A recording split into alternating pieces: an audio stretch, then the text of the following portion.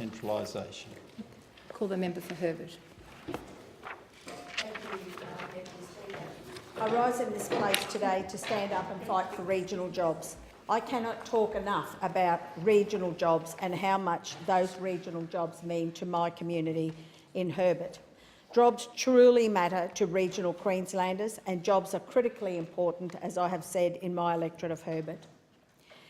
Townsville's unemployment is currently just under 10%, and our youth unemployment is just under 25%. People in the Herbert community not only want the promise of a job, but they want a secure and well-paid job. Under the Turnbull government, job security in regional Queensland has become a thing of the past.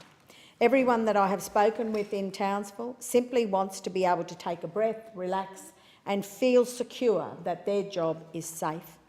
I have met people who have given 26 years of loyal experience to their employer, who work full-time, and yet who feel their job security is under threat at this point in time. It is a sad day when a permanent full-time employee does not feel that his or her job is safe under this Turnbull government. It is not just the tradies, the sparkies or the miners who are feeling that their jobs are under threat. It is also people who work in what used to be known as cushy, safe government jobs.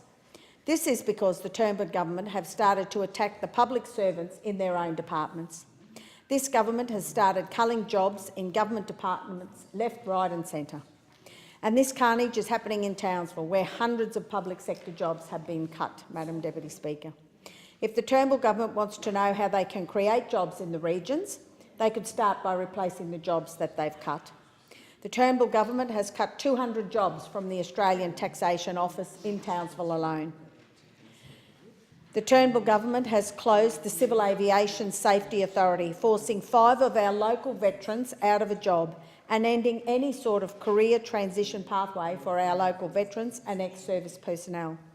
The Turnbull government have cut more than 19 jobs from the CSIRO, with 5 more to go this year. The Turnbull government have relocated 2 Department of Veterans Affairs positions to Brisbane. And I ask you, Madam Deputy Speaker, when did Brisbane become regional? And on top of all of this, the Turnbull government have threatened to close the Bureau of Meteorology in Townsville. Has the Prime Minister already forgotten the devastation caused by Cyclone Debbie? Has the Prime Minister forgotten the destruction of Cyclone Yazi? How could the Prime Minister possibly even think it would be wise to close the Bureau of Meteorology office in tropical North Queensland? The great work of the Bureau of Meteorology's office in Townsville has saved many lives over the years and decades. It is because of their great on-the-ground local knowledge and networks that they have been able to act quickly to provide local and relevant information to local councils, the state government, defence and, of course, the broader communities. Governments, businesses, community organisations and the broader community were able to prepare quickly, thanks to the great work on the ground of the staff at the Bureau of Meteorology, thus saving lives in our recent episode with Cyclone Debbie.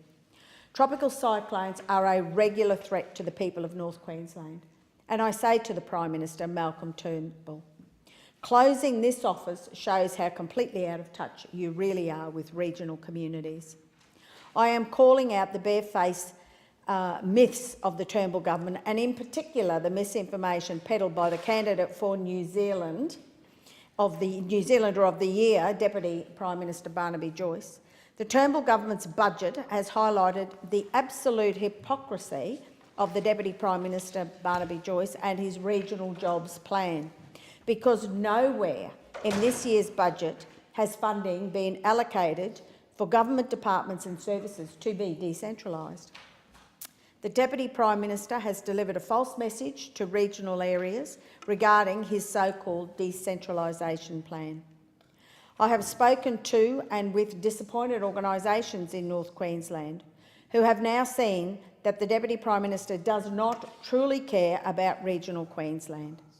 No funding in the budget for jobs. This has been a kick in the guts, a stab in the back and salt rubbed into our wounds. And the Prime Minister and Deputy Prime Minister can be assured that North Queenslanders will not forget this.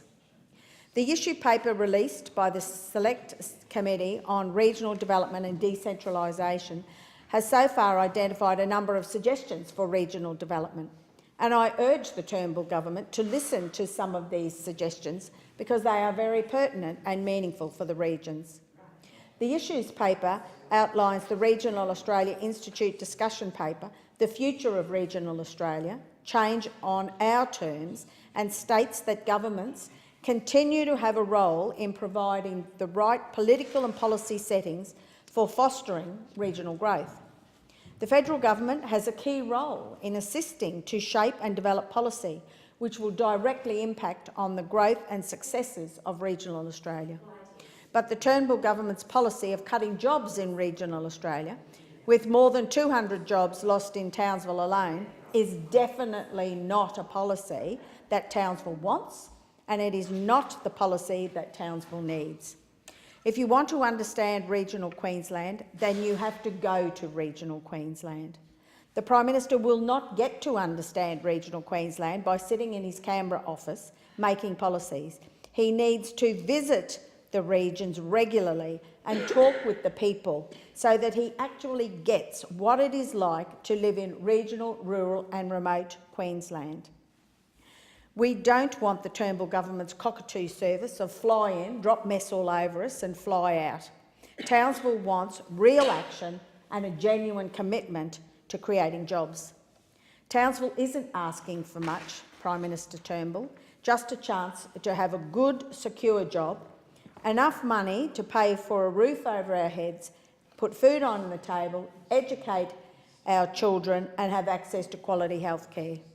Townsville is just demanding the bare necessities and we are not even getting that.